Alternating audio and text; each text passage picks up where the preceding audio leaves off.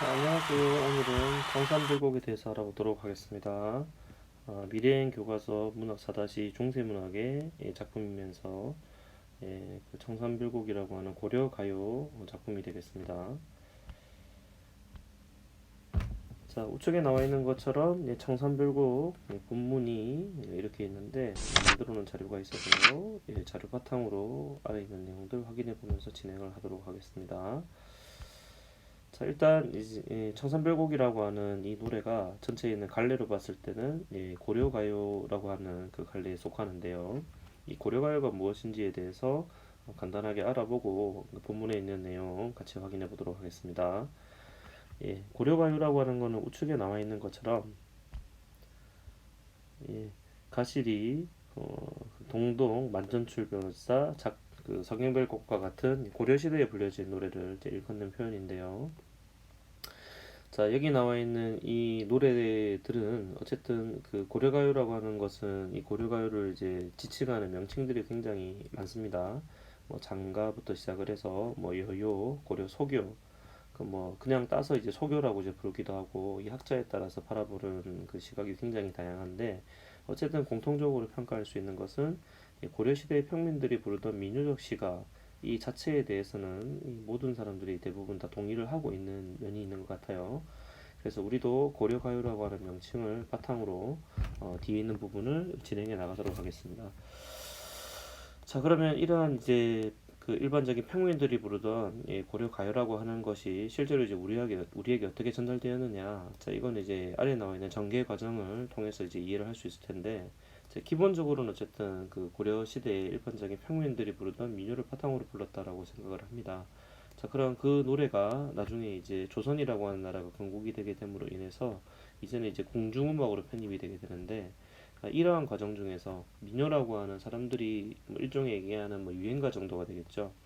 유행가에서 이제 공중음악으로 편입되는 과정에서 반드시 이 내용을 가다듬는 과정이 생기게 되죠.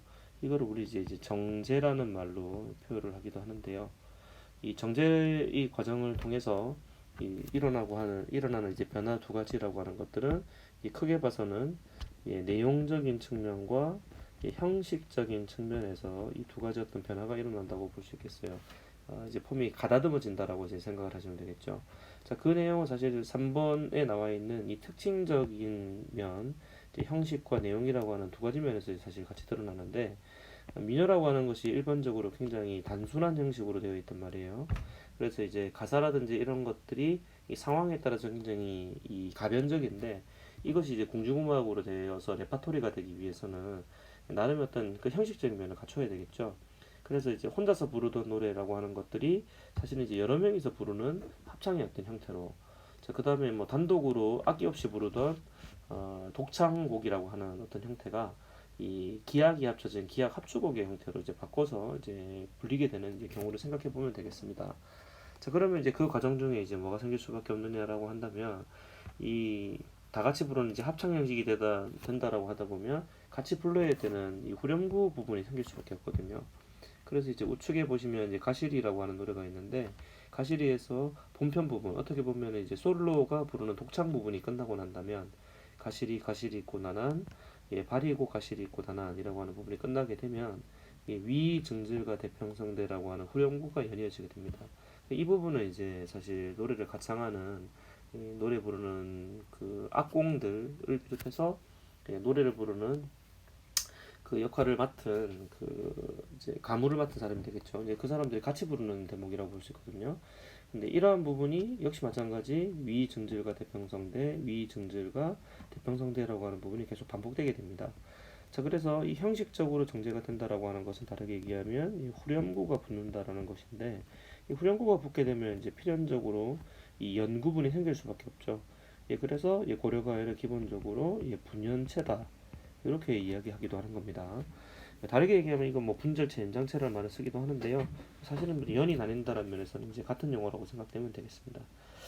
자, 그리고 이렇게 했을 때 이제 기본적인 박자는 되게 이제 음악적으로는 이제 세 박자, 문학적으로는 삼문보의 율격이 대체로 많이 드러나는데 이거는 또 이제 작품별로 굉장히 연구분도 다르고 음보 구문도 다 다르기 때문에 일률적으로 얘기하기는 좀 곤란하지만 어쨌든 이런 3음보격을 기본 율격으로 하더라. 그러니까 요거는 이제 기억을 하고 있어야 될 부분이 되겠죠.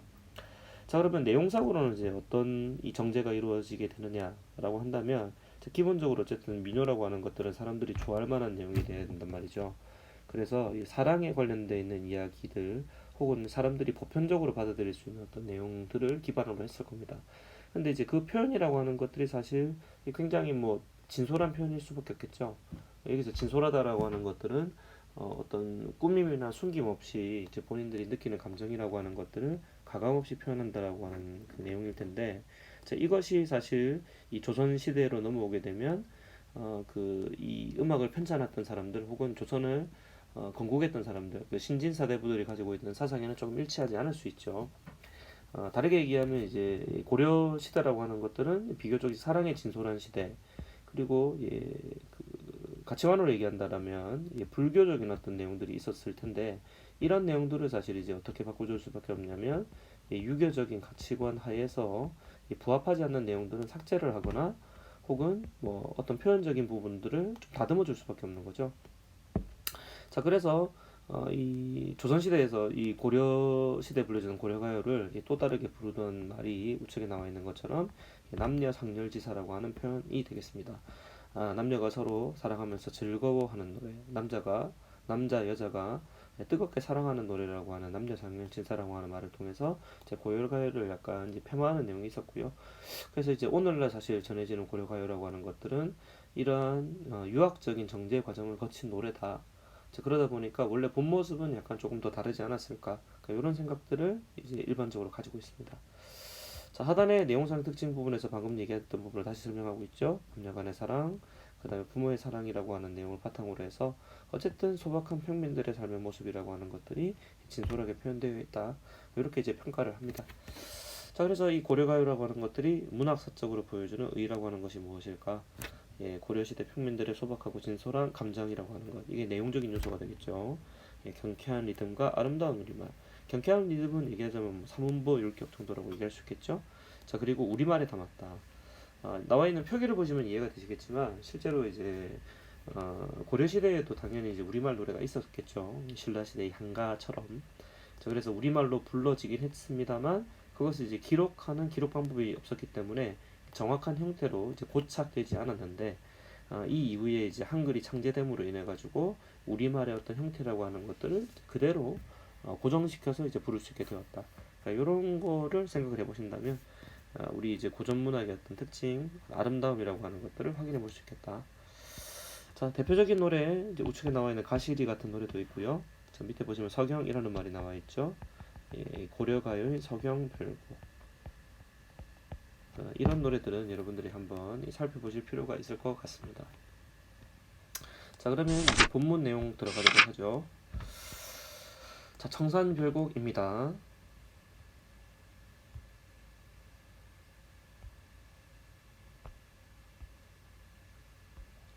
자, 교과서에서는 이와 같은 방식으로 설명이 되어 있고요. 펼쳐만 놓고 하겠습니다. 왼쪽에 이제 단어뜻 같은 것들이 나와 있어요. 그래서 각각에 있는 연이라고 하는 것들을 구분을 하시면서 그 특징을 확인해 보시면 되겠습니다. 자, 왼쪽에 보시는 PPT 같은 경우에는 이 PPT에서 우리가 잘 아는 것처럼 이 현대어 해석과 이 이제 고대 표현들이 중세국어 표현이라고 하는 것들이 그대로 표현되어 있으니까 해석을 하실 때는 우측에 나와 있는 부분을 참고를 하시면 되겠고요. 그리고 그렇지 않은 경우에는 왼쪽에 있는 부분을 보시면서 이해를 하시면 되겠습니다. 총 8년으로 이루어져 있고요. 그리고 역시 이제 이 고려가의 어떤 특징을 이제 확인해 볼 수 있는 것이 얄리얄리 얄랑시안구와 같이 이제 강년을 구분해주는 이 후렴구라고 하는 것들을 확인해 볼 수 있겠죠. 자, 계속해서 확인해 보도록 하겠습니다. 1년입니다. 사월이 사월이랐다. 청산에 사월이랐다. 머리랑 다리랑 먹고 청산에 사월이랐다. 자, 해석은요.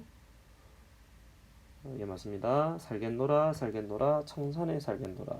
머루랑 다래를 먹고 청산에 살겠노라. 자, 이제 현대어 해석이라 볼 수 있겠죠. 자, 그러면 여기서 청산이라고 하는 공간은 어쨌든 이 화자가 살고자 하는 공간이니까, 화자가 살았으면 하고 바라는 공간이니까, 그 이상향 혹은 도피처 혹은 속세와 대조되는 어떤 공간으로 이제 생각을 해볼 수가 있겠죠. 자, 거기서 머루랑 다래를 먹고 청산에 살겠다라고 이제 얘기를 하고 있죠, 그죠? 자, 이 머루하고 다래라고 하는 것, 뭐 이제 그 얘기하자면 이제 산에서 이제 구하기 쉬운 그런 어떤 음식이라고 볼 수 있겠죠. 자연에서 얻을 수 있는 그런 어떤 모습. 그래서 이제 구체적으로 생각을 해본다면, 이 화자가 과연 누구일까라고 하는 것에 대해서 우리가 좀 궁금하게 생각을 할 수가 있는데요. 어쨌든 간에 청산에서 살겠다는 의지를 밝힌 인물. 다르게 얘기하면 청산에서 살 수밖에 없는 그런 운명을 가진 인물이다. 이 정도로 우리가 생각을 해볼 수가 있겠습니다. 그래서 이제 시대적인 어떤 배경이라고 하는 것들이 조금 약간 필요하긴 한데, 이제 기본적으로 우리가 생각을 한번 해봤을 때, 이 이제 고려라고 하는 시대가 사실 고려 말기가 되면은 굉장히 외침이 많았던 시대잖아요. 외부의 어떤 침략이 많았죠. 자, 그러다 보니까 이런 외침을 피해서 자연 속에서 살아가는 사람들이 있어야 하지 않았을까. 그렇게 해석을 합니다. 자, 그러다 보니까 이 화자라고 하는 인물을 기본적으로는 유랑민으로 이제 보는 경우가 되게 많고요. 그리고 이제 뒤에 있는 다른 연의 어떤 근거가 있습니다만, 나라를 걱정하는 어떤 지식인 계층 혹은 말 그대로 그냥 남녀간에 어떤 사랑하는 사람이 있었는데 그 사람과 헤어져가지고 산속에서 살 수밖에 없다라고 하는 것을 이제 결정했던 어떤 실현한 여인, 이렇게 이제 바라보는 경우가 일반적인 것 같아요. 자, 이렇게 했을 때 어쨌든지 간에 정확히 알 수는 없지만 그 상황이라고 하는 것들이 굉장히 압축되어 있어서 이제 어떤 화자가 이런 노래를 부르는지에 대해서는 정확히 알 수가 없지만, 어쨌든 이 세 사람 모두 이 청산에 대한 어떤 동경을 가지고 있는 인물 자체는 맞는 것 같아요. 청산에서 살겠노라라는 이야기를 하는 거죠. 그래서 머루하고 다래라고 하는 것들 뭐 소박한 음식이기 때문에 사실 뭐 경제적으로 아주 뭐 그 윤택한 상황에서 청산에 사는 거를 결정한 것 같지는 않다. 그러니까 이렇게 이제 되게 평가를 합니다. 무슨 얘기냐면 사실 이 청산이라고 하는 곳을 이제 자기가 살고자 하는 바람직한 공간으로 볼 것인가, 아니면 현실에서 살기 힘들어서 속세가 살기 힘들어서 청산으로 숨어들 수밖에 없었는가. 그러니까 이에 대해서 이제 여러 가지 논란이 있는데, 우리 교과서와 같은 경우에는 대체로 속세와 대조되는 어떤 공간으로, 그러니까 이상향이라기보다는 일종의 이제 도피처에 가까운 공간 정도로 바꿔서 설명을 하고 있는 것 같아요. 자, 그러면 화자는 어쨌든 청산에 살기를 결정할 수밖에 없었던 인물이다. 자, 1년에서는 이 내용을 우리가 확인해 볼 수 있겠습니다. 자, 그러면 2연입니다. 자, 울어라 울어라 세요. 자고 일어 울어라 세요. 자, 해석이 나와 있죠? 우는구나 우는구나 세요. 자고 일어나서 우는구나 세요. 뭐 청산이라고 하는 공간을 생각을 해봤을 때 거기서 볼 수 있는 대상이 사실은 뭐 새 아니겠어요? 그래서 자고 일어나서 이제 새를 봤는데 이 새가 계속 울고 있더라. 자, 근데 사실은 이제 이 새보다 더 울고자 하는 어떤 마음이 더 가득 차 있는 사람이 있는 거예요. 그 사람이 사실 이제 시적 화자라고 봐야 되겠죠. 그래서 너보다 시름이 많은, 근심이 많은 나도 자고 일어나서 울며 지낸다 라고 이렇게 설명을 하고 있는 것 같습니다. 그러면 이때 이 새라고 하는 존재는 사실 시적 화자가 가지고 있는 감정이라고 하는 것을 이제 거의 그대로 드러내고 있는 인물이다, 이렇게 이제 생각하는 것이 사실 맞겠죠. 그래서 이와 같은 대상을 우리는 무엇이라고 얘기한다? 잘 얘기했던 것처럼 감정이입의 대상이다라고 이제 이야기를 많이 하죠. 자, 이 부분 뭐 크게 뭐 어려운 부분은 아니죠, 그죠? 나중에 설명을 다시 한번 해보도록 하겠습니다. 자, 널라와 씨름한 나도 자고 일어 우니노라. 여기는 라와라고 하는 것들, 너 보다라고 하는 말이 되겠죠. 단어를 알아두시면 더 좋을 것 같아요. 자, 그래서 나도 자고 일어나서 우니까 사실 이제 그러면 내가 가지고 있는 이 감정이라고 하는 것이 여기 있는 새의 감정과 크게 다르지 않죠. 우리 이와 같은 처지를 사자성어로 이제 동병상련이다, 이렇게 여러분들 이야기를 하는 것 같습니다. 자, 이해되겠죠? 자, 한자가 좀 생략되어 있는데 그거 보시고 그냥 이해하시면 될 것 같아요. 자, 그래서 전반적으로 삶의 비애와 고독이라고 하는 그 주제를 잘 드러내고 있는 부분 정도로 이해를 할 수가 있겠습니다. 이해 다 되시죠? 자, 그러면 이제 감정이입이라고 하는 건 무엇이냐? 자, 하단에 설명이 나와 있죠. 자연의 풍경이나 예술작품 따위에 자신의 감정이나 정신을 불어넣는다. 그러니까 쉽게 얘기하면 시적 화자가 가지고 있는 정서라고 하는 것을 여기 있는 새에 그대로 집어넣어서 이 두 대상, 시적 화자와 그 감정을 드러내고자 하는 대상의 감정이 서로 일치할 때, 이때 우리는 이제 감정이입이라는 말을 쓰는 거죠. 구체적으로 얘기하면 나의 감정을 어떤 대상으로 집어 넣을 때, 이때만 감정이입이라고 이야기를 하는 겁니다. 자, 그러면 감정이입을 한다라고 하는 거는 이 대상과의 거리가 이제 그 줄어든다, 뭐 이렇게 이제 표현을 하면 되겠죠. 자, 다음은 표현상의 특징 세 가지 정도 자 알아보도록 하겠습니다. 살얼이랐다. 사실은 이제 살얼이라는 부분에서 생략이 일어나 있는 거예요. 그래서 살얼이랐다. 청산의 살얼이랐다. 이렇게 이제 바꿔서 볼 수 있는데, 글자 개수를 맞춘다고 세 글자 세 글자 두 글자를 맞춘 거를 볼 수 있죠. 이 말 이해했습니까? 다르게 볼까요? 살얼이랐다. 세 글자 세 글자 두 글자죠. 청산의 살얼이랐다. 역시 세 글자 세 글자 두 글자죠. 그러다 보니까 삼음보 율격을 이루기 위해 가지고 살얼이랐다에서 랐다 부분이 빠졌다라고 볼 수 있는 거죠. 이렇게 해야지만 하단 부분에 머리랑 다리랑 먹고, 역시 세 글자 세 글자 두 글자죠. 청산의 살얼이랐다라고 하는 이 부분과 대칭이 맞기 때문에, 운율이 맞기 때문에 이렇게 한 것으로 생각해 볼 수 있겠습니다. 자, 고려가요 삼음보라고 얘기했던 거 기억나시죠? 자, 그리고 전반적인 내용 전체를 보자면, AA, BA 구조를 가지고 있다라고 하는 것들을 확인해 볼 수 있습니다. 다시 한번 볼까요? 그죠? 살겠노라, 청산에 살겠노라. 머루랑 다리를 먹고 청산에 살겠노라. 자, 하단의 부분에 우러라 세요도 마찬가지가 되겠죠, 그죠? 우는구나 세요. 약간 변형이 있습니다만 AA, BA 정도로 일어날 수 있겠죠, 그죠? 그렇죠? 이렇게 했을 때 전체적인 운율을 위해서 AAB 구조를 썼고요. 그 다음에 같은 형식을 취하고 있기 때문에 1년과 2년이 서로 통일되어 있다는 느낌 제공하고 있다. 확인할 수 있겠습니다. 자, 그리고 얄리얄리 얄람성, 뭐 아까 했던 이야기죠, 그죠? 작품 전체를 이해하는데 통일성을 주기 위해서 이러한 그 어떤 뭐 사실은 뭐 이게 별 뜻 없는 말이라고 이제 얘기를 하거든요. 후렴구가 사용되고 있는데, 아마 이제 악기의 어떤 의성어 정도로 추측을 하고 있다라고 합니다. 그래서 이제 노래의 리듬, 그다음에 흥을 고조시키고, 그다음에 뭐 리을 소리와 이응 소리, 르 소리와 응 소리가 반복되죠. 얄리얄리 얄랑형, 낙천적으로 맹랑한 느낌을 준다. 그래서 사실 이제 이런 본문에 있는 내용하고 좀 일치하지 않는 후렴구가 사용되었기 때문에, 더더욱이 이제 이 노래라고 하는 것들이 이제 궁중가요로 편입되는 과정에서 뭐 정제되었다. 자, 이를 뒷받침하는 그 근거로 쓰이기도 합니다. 자, 여기까지가 이제 2연까지. 자, 청상별곡 다음은 3년입니다. 자, 가던새 본다. 물 아래 가던새 본다. 익묻은 장글랑 가지고 물 아래 가던새 본다. 자, 우측에 현재 해석이 나와 있죠. 날아가던 가던 새를 보았느냐, 물 아래 가던 새를 보았느냐, 이끼 묻은 쟁기일랑 가지고 물 아래 가던 새 보았느냐. 자, 그러니까 아까 얘기했던 청산에 있던 화자가 이제 그 산 속에서 보는 어떤 모습으로 이렇게 봐도 되겠죠. 자, 그러면 이때 새라고 하는 것을 이제 과연 무엇으로 볼 거냐라고 하면, 진짜 말 그대로 이제 새로 생각할 수 있는 거죠. 그래서 날아가던 새로 우리 본문에서는 해석이 되어 있습니다. 근데 이제 이 날아가던 새라고 하는 거를 갈던 사례로 보기도 하거든요.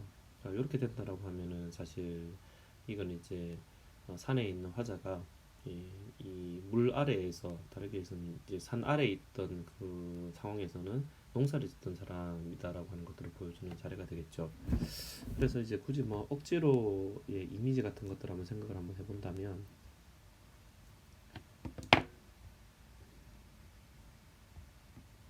반응이 좀 안 맞네요. 자, 그 1년에서 이제 청산에 살고 싶다라고 얘기를 했었으니까, 사실 뭐 이런 산과 같은 구조라고 하는 걸 생각을 해보고, 그 아래 이제 뭐 강이 흐르고 있는 이런 구조로 생각해 볼 수 있을 텐데, 원래 이제 이 산에 들어와서 살던 이 시적 화자라고 하는 인물이 있다라고 얘기를 했을 때, 이 사람이 이제 1년에서는 꼭 자기가 이제 원하는 이상향이라서 들어온 것으로 보기는 힘들다라고 얘기를 했었죠. 무엇인가 이제 산 아래, 다르게 얘기하면 속세라고 하는 공간에서 일이 있어서 그걸 피하기 위해서 청산이라고 하는 공간으로 온 걸로 이해를 한번 해본다면, 여기 있는 이 사람이 이제 마지못해서 청산에서 살고는 있습니다만, 이 청산이라고 하는 곳을 그렇게 이제 썩 이제 편안한 공간으로 보기 힘든 거죠. 그러니까 이제 어디에 대한 그 희망이나 미련을 가지고 있겠습니까? 이게 당연히 속세에 대한 미련을 가지고 있겠죠. 그래서 여기서 뭐 이 아랫부분 물가 근처에 있는 뭐 날아가는 새가 있다라고 이렇게 얘기를 해본다면, 여기 있는 이 사람은 여기 있는 새를 계속 바라보면서 속세에 대한 미련을 가지고 있는 모습, 이렇게 해석할 수도 있는 것이고, 조금 다르게 생각해 본다면 여기 이제 만약에 이 사람이 농민이라서 농사를 짓던 그 논밭이 여기 있다라고 한다면, 그 논밭을 버려두고 산에 올 정도로 굉장히 어떤 급한 긴박한 상황에 놓여 있었다라고 봐야 되겠죠. 그러니까 산에 와서도 자기가 농사 짓던 농지가 생각난다, 이렇게도 이제 생각을 해볼 수 있을 것 같아요. 자, 이렇게 봤을 때 어쨌든 이 물이라고 하는 공간은 청산과 대비되는 공간, 다르게 본다면 이제 뭐 속세로 이제 쉽게 설명할 수 있는 부분이 되겠죠.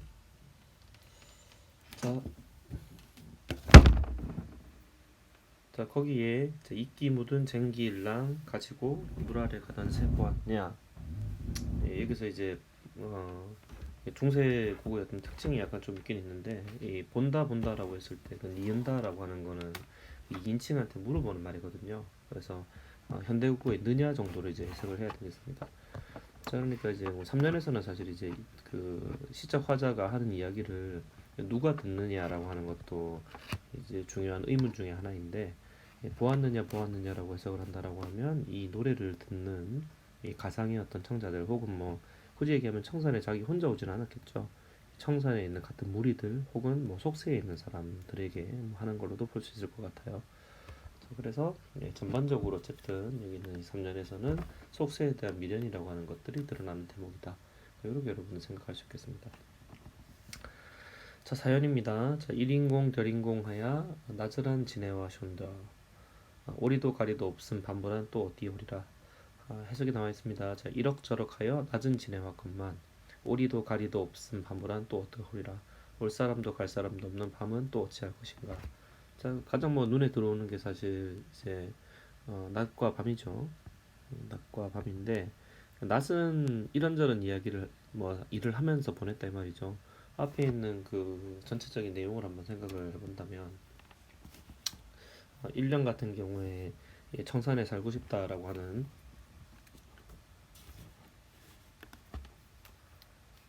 그런 어떤 미련을 드러낸 부분이라면, 이영 같은 경우에는 자기가 이 현실에서 느끼는 어떤 괴로움이라고 하는 것들을 잘 보여주는 대목이 되겠죠. 그렇죠? 예. 자, 그리고 3년 같은 경우에 이제 청산에서 속세에 대한 미련을 가지고 보내고 있다. 그래서 이거 이제 연속적으로 묶어서 설명하기는 굉장히 좀 약간 어려운 일인데, 이 1년에서 3년까지를 낮에서 일어날 일 정도로 같이 볼 수도 있을 것 같아요. 그러면 이제 그 시간 정도는 어떻게 이런 일 저런 일 하면서 자기가 견뎌냈지만, 올 사람도 갈 사람도 없는 밤은 또 어떻게 할 것이냐. 여기는 이 밤이라고 하는 것들은 고독의 순간이라고 봐야 되겠죠. 어찌할 수 없다라고 하는 서리적인 어떤 표현도 드러나 있다라고 봐야 되겠습니다. 이때 이제 특히 1인공 덜인공 하야라는 부분에서는 음악적 효과를 위해서 뭐 이응정도 응소리라고 하는 것들을 첨가했다라고 하는 표현법상의 특징 정도로 알 수가 있을 것 같고요. 그래서 결국 사연이라고 하는 것들은 전반적으로 낮에 느끼는, 낮이라고 하는 시간을 다 보낸 다음에 화자의 외로움이 심한 데는 밤이라고 하는 순간을 어떻게 이겨낼 것인가 라고 하는 것에 대한 시이다, 이렇게 여러분들 이해할 수 있겠습니다.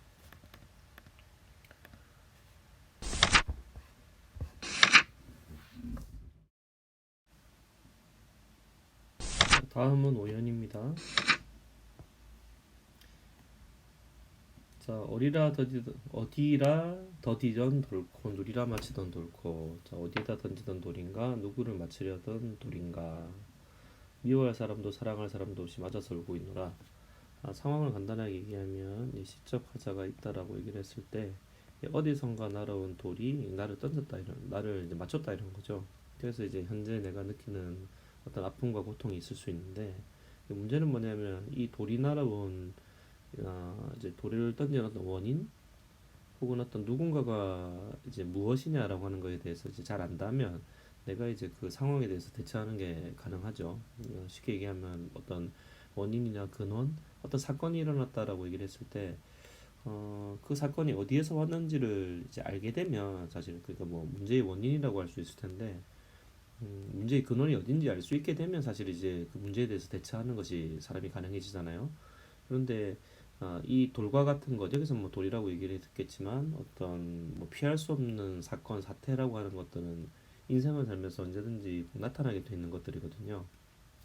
그렇게 봤을 때 여기 있는 돌이 가지고 있는 속성은 피할 수 없다. 그리고 맞는 사람에게 고통을 준다라는 것인데 이걸 이제 생각해 보면 사실 인간의 어떤 운명이라고 볼 수 있는 것이죠.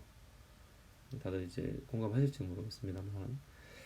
자, 그래서 사실 이 돌이 어디서 왔는지를 정확히 알게 된다라고 한다면 내가 뭐 미워할 수도 있고 사랑할 수도 있겠지만 그게 되지 않기 때문에 내가 살고 있는 어떤 삶에 대한 고민이나 여러 가지 어떤 뭐 고독, 번뇌 이런 감정들을 느끼게 되는 것 같습니다. 자, 그래서 그림은 지우고요. 자, 여기서 이제 우리가 또 생각해 볼 수 있는 여러 가지 것들 여기 있는 시적 화자는 자신에게 상처를 준 돌이라고 하는 어떤 대상은 있으나 그 근원을 알 수도 없고 누군가를 원망할 수도 없는 상황에 놓여 있는 것이죠. 이걸 이제 비유적으로 생각해 보면 우리 인간의 운명 혹은 인생으로 볼 수 있을 텐데 우리 인생은 대부분 이제 자기가 하고자 하는 일들은 거의 뜻대로 되는 경우가 잘 없거든요. 내가 내 힘으로 극복 가능한 어떤 고통이 있다라고 얘기를 하면 내가 노력으로 극복할 수 있겠지만 실제로 이제 사실 삶의 대부분이라고 하는 것들은 그렇지 않는 것이거든요. 그래서 이제 불교에서 뭐 다르게 얘기한다라고 하면 인생은 말 그대로 이제 고통의 다름 아니다. 그렇게 이제 얘기를 하고 있는 것 같은데 여기 있는 오연도 이러한 운명적인 고독과 그에 대해서 이제 느끼는 인간의 번뇌라고 하는 감정을 드러낸 것으로 많이 해석을 하고 있습니다. 혹은 이제 고려시대 풍습 중에 이 투석전이라고 하는 풍습이 되게 유행했다라고 하는 것이 역사책에 이제 좀 남아 있는데 이거는 이제 뭐 예를 들면 A 마을과 B 마을이 있다라고 얘기를 했을 때 여기 있는 젊은 청소년들 혹은 뭐 젊은 청년들이 서로 이제 같이 모여서 상대방을 향해서 이제 돌을 던지면서 이렇게 어떻게 보면 자기 마을의 어떤 세력 이런 것들을 과시하는 어떤 그런 행동들이 되게 많았던 것 같은데 이 풍습이 이제 일제 시대 그리고 뭐 1960, 70년대까지 계속 이어져 내려왔던 것 같아요. 선생님 어렸을 때만 해도 사실 운동장에서 별 놀 게 없으니까 진짜 이 운동장도 되게 뭐 지금처럼 뭐 깔끔하게 뭐 이제 뭐 인공단지가 깔려 있다든지 뭐 그 모래가 뭐 있다든지 이런 상황이 아니었거든요. 큰 돌 같은 것들도 많이 있고 있는데 이걸 반별로 서로 던지고 이렇게 놀았던 기억이 좀 납니다. 그래서 이게 되게 성행했던 게 일제 시대였던 것 같은데 일제 시대에서는 이런 투석전이라고 하는 행위를 뭐 금지시켰다라고 하는 뭐 근거 자료들 같은 것도 있거든요. 그래서 여기 있는 오연은 이런 그 당시 고려 시대에 유행했던 어떻게 보면은 어, 대중적인 어떤 놀이죠. 요거를 이제 반영을 해서 이렇게 썼다. 이렇게 이제 접근하는 논문들도 있는 것 같습니다. 자, 그럼 6년으로 넘어가겠습니다. 자, 살얼이 살얼이랐다, 발아래 살얼이랐다, 나마자기 구조개랑 먹고 발아래 살얼이랐다. 6년에 있는 내용인데 이제는 뭐 살겠노라 살겠노라 바다에 살겠노라 나문재랑 굴조개랑 먹으면 바다에서 살겠노라라고 이제 설명하고 있죠. 이거 사실 구조가 그 1년하고 되게 비슷하죠, 그죠? 살얼이 살얼이랐다가 반복되는 것도 그렇고요. 장소인 바다가 나오는 것, 그죠? 그리고 나문재 굴조개 이거는 이제 산으로 따진다라고 얘기를 하면 머루하고 다래에 해당하는 그런 내용 아니겠습니까? 그래서 1년에 있는 내용과 구조하고 굉장히 상징적 그 구조가 유사하다고 볼 수 있습니다. 뭐 내용도 똑같겠죠. 바다에 대한 어떤 동경, 바다에서 살고자 하는 어떤 마음을 드러냈다라고 보기도 하고요. 혹은 속세가 살기 힘드니까 바다라고 하는 공간으로 제가 회피했다. 바다라고 하는 공간에서 속세의 아픔을 잊으려고 했다. 뭐 이렇게도 볼 수 있는 거겠죠. 그런 대목으로 보입니다. 자, 그러면 다음은 7년 되겠습니다. 자, 가다가 들어오라. 애정지 가다가 들어오라. 사삼이 짐대에 올라서 해금을 혀거를 들어라. 예, 뭐 굉장히 유명한 어떤 대목인데요. 일단은 이제 어딘가를 가다가 이야기를 들었노라라고 얘기하는 거는 맞는 것 같아요. 그러면 이제 시적 화전 어딘가 목적지가 있어서 예, 가는 사람인 거죠. 자, 그때 애정지를 가다가 들어오라라고 되어 있는데 이걸 이제 지나가는 걸로 설명하기도 하고 여기를 이제 목적지로 설명하기도 하거든요. 근데 이 애정지라고 하는 게 사실 어떤 뜻이냐라고 하는 게 정확히 밝혀져 있지는 않습니다. 예, 그래서 요거를 이제 뭐 외정지라 그래서 이게 그 북쪽 지방 사투리를 이렇게 해석하는 경우가 있어요. 이러면 이제 외딴 부엌이 되는 것이고요.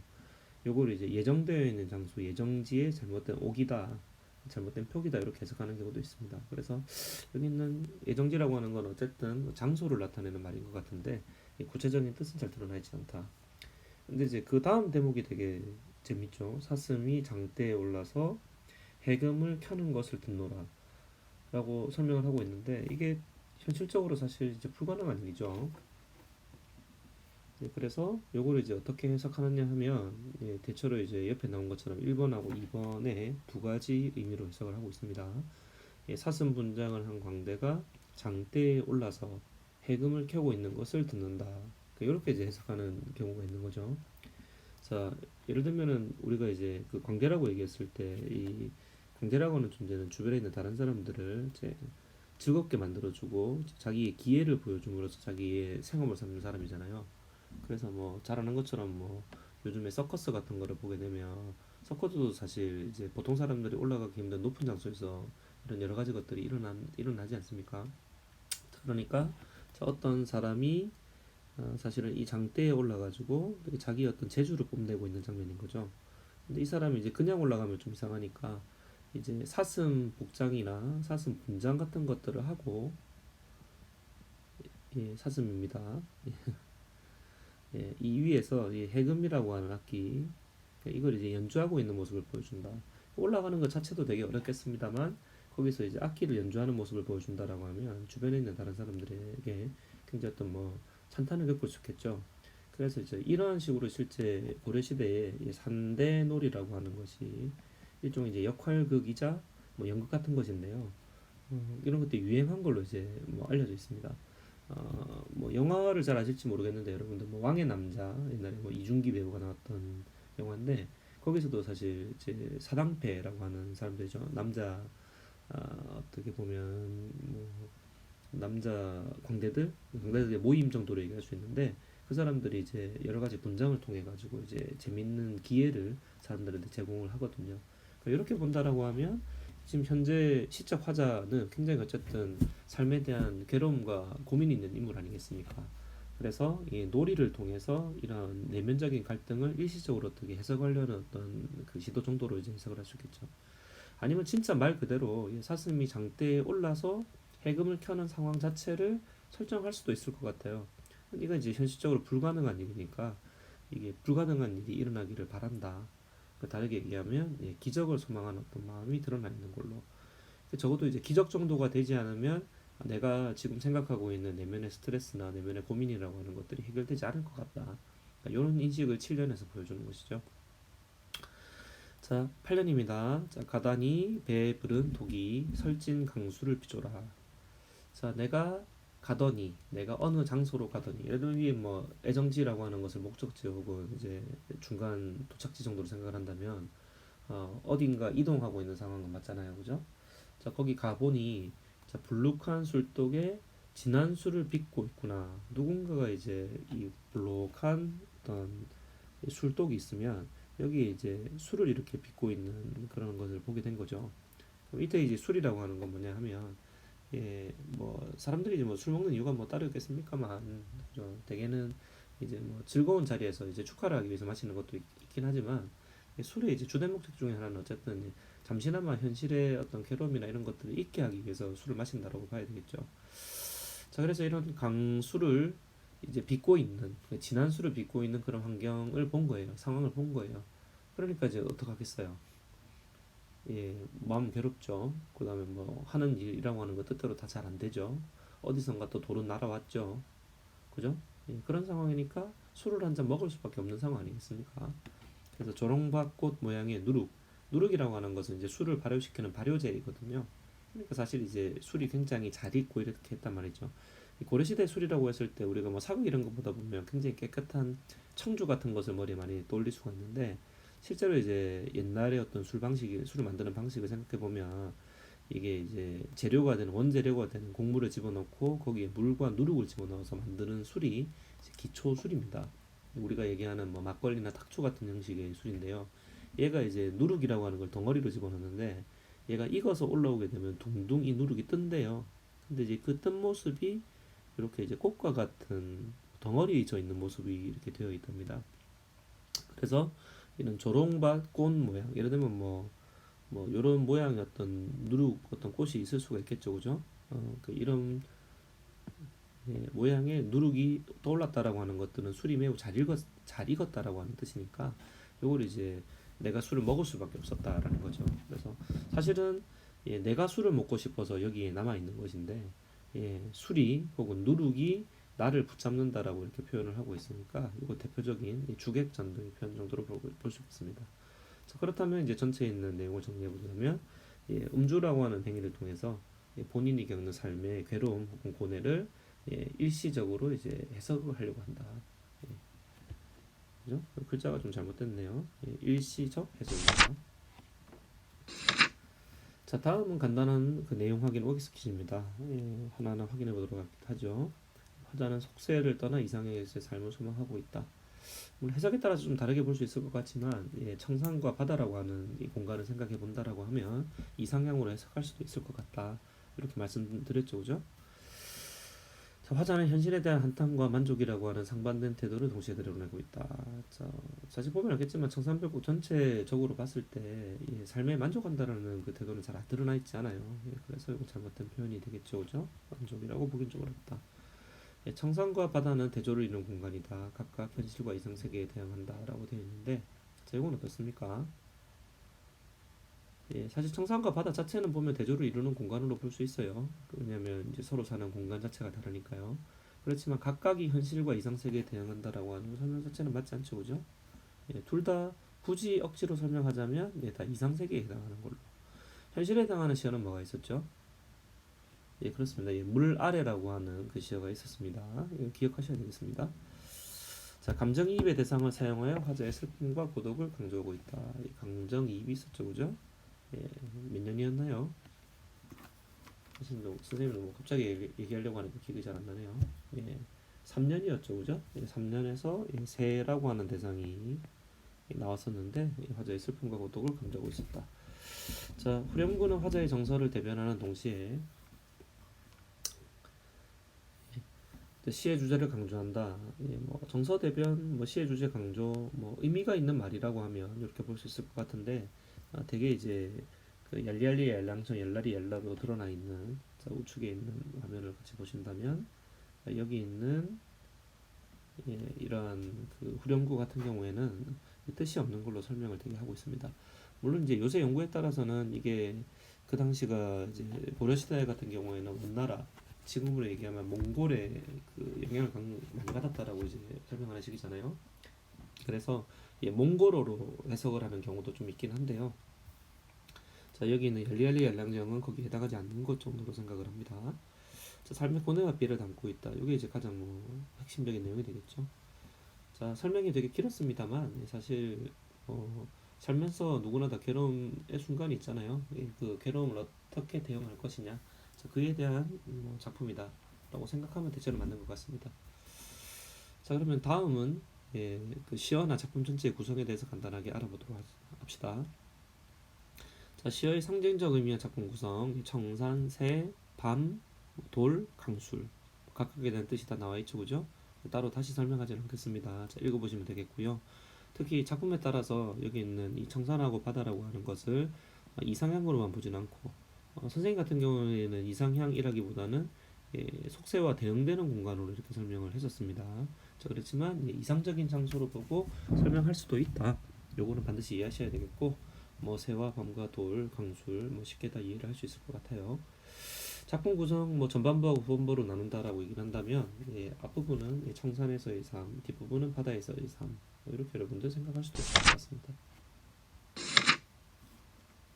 자, 그래서 자, 쉽게 이렇게 내용을 정리해 보면 청산과 바다에서 삶을 구체적으로 이렇게 살펴볼 수가 있을 텐데, 보시면 알겠지만 청산이라고 하는 공간이 1년에서 제시가 되고 있잖아요.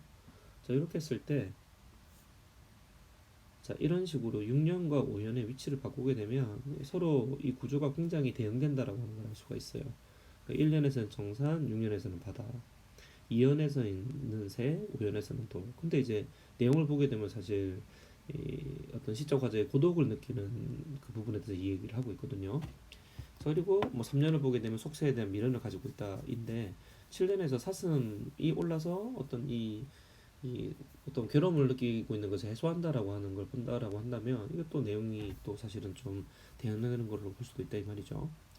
사연에서는 삶의 고독과 피해를 느꼈는데 이 내용을 예, 8년에서는 술을 통해서 이제 어떤 개인적인 고뇌를 해소하는 장면으로 볼 수 있으니까 서로 이제 내용이 그 대체로 대응되는 걸로 설명하는 경우가 많습니다. 그래서 전승하는 과정 중에 노래가 전승되는 과정 중에 모형과 흉년의 순서가 바뀐 게 아닐까 그러니까 이런 식으로 대개는 설명을 하고 있는데요.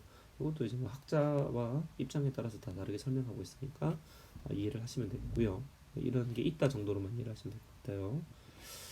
자, 그리고 이제 그 다음 부분은 시어를 어떻게 다양하게 해석해 나가고 화자가 누구인 것인가, 화자가 누구일 것인가 추측하는 장면이라고 볼 수 있는데요. 앞쪽에서 여러 가지 어떤 근거를 찾아볼 수 있습니다만 대체로는 이 화자의 정체에 대해서 그 전란이나 어떤 밀란의 피해를 통해서 전쟁을 통해서 이제 피해서 살 수밖에 없었던 유랑민으로 설명하는 경우가 많고요. 그리고 이제 과거 같은 경우에는 사실 청산과 그다음에 이제 바다에 가서 산다라고 하는 거는 속세하고 떠나서 속세를 그리면서 산다라고 얘기를 했으니까 실현한 여인으로 이제 해석한 경우도 많았습니다.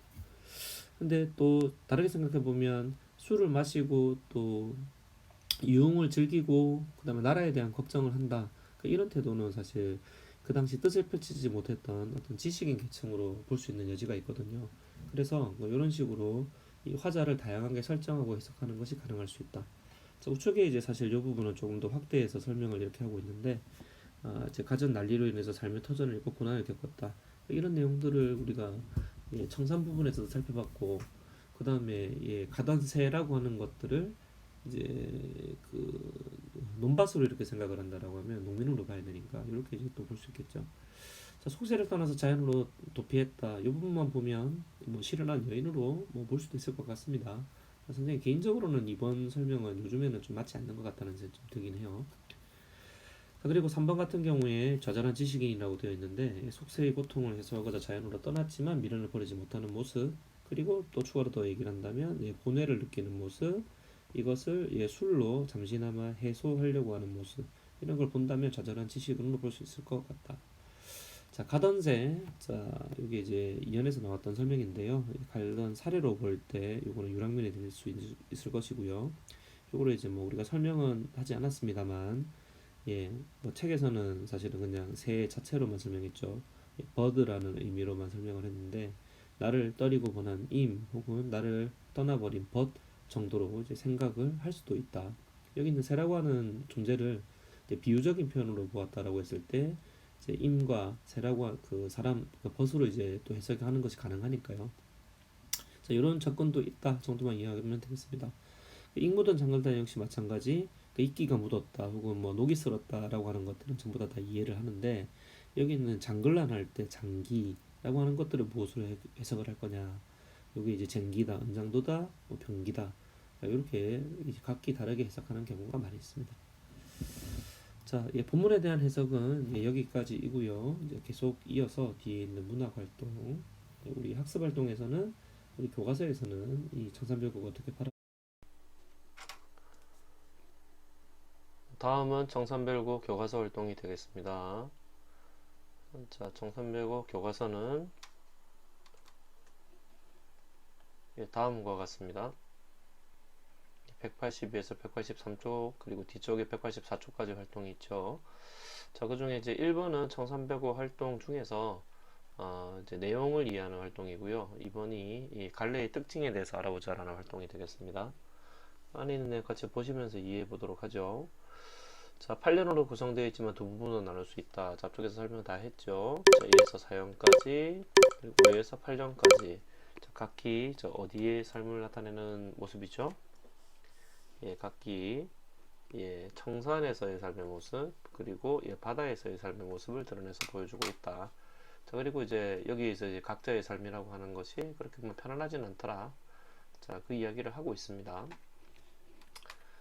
자, 두 번째, 자, 이 작품에서 시초 가져가 감정을 이입한 대상이 누구냐 하는 건데, 새죠, 새, 그죠?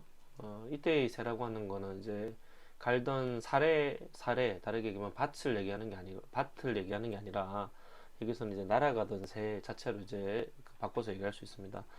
작품에 따라서는 여기 있는 이 새라고 하는 것을 무엇으로 얘기할 수 있다고 얘기했나요? 나를 떠나간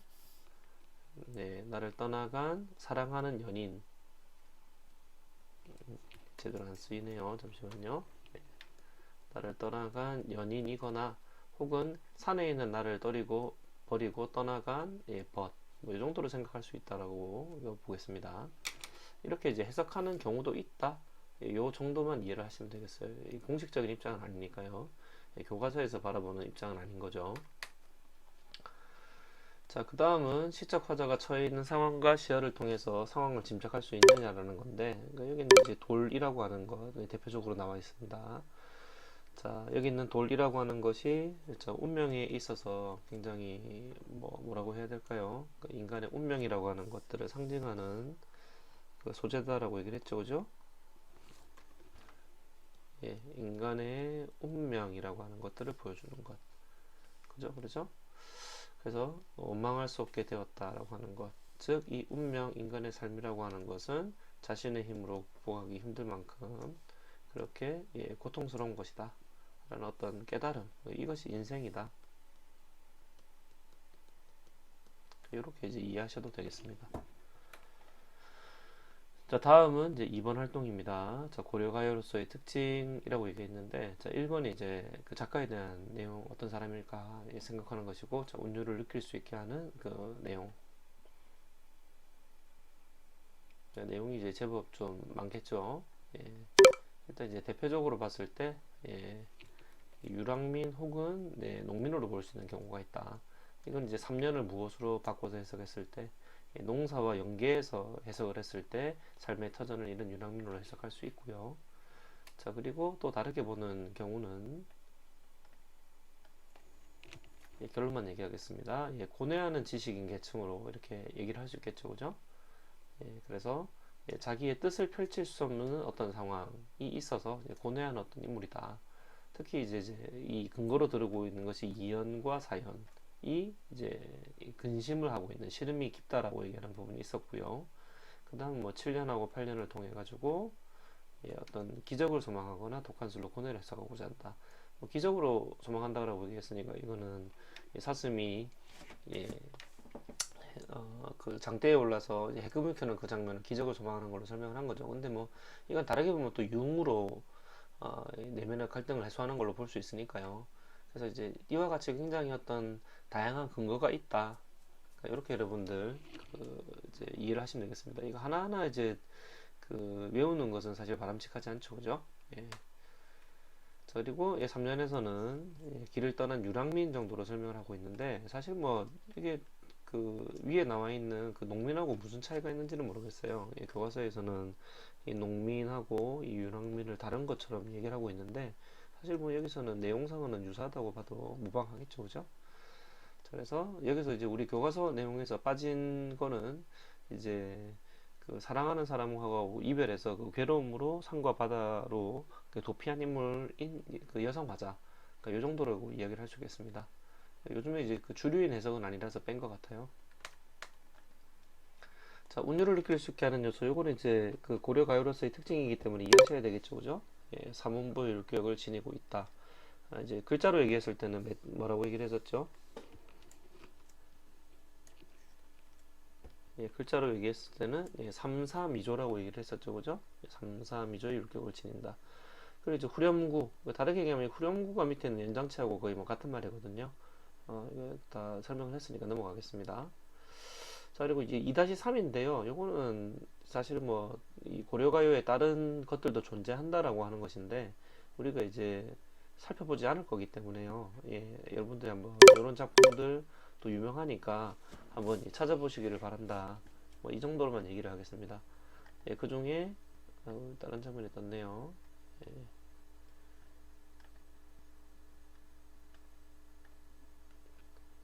예, 그 중에 이제 만전출 멸사, 그뭐 이런 내용들 또 읽을까요?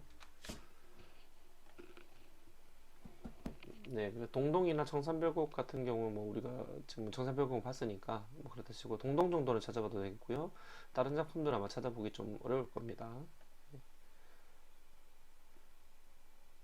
자, 그리고 그 다음 장이 예, 그 임춘의 공방전이라고 해서 이제 서사갈래, 예, 가전이라고 하는 것들이 같이 나오고 있습니다. 이게 고려시대에 이제 발전했던 글의 종류거든요.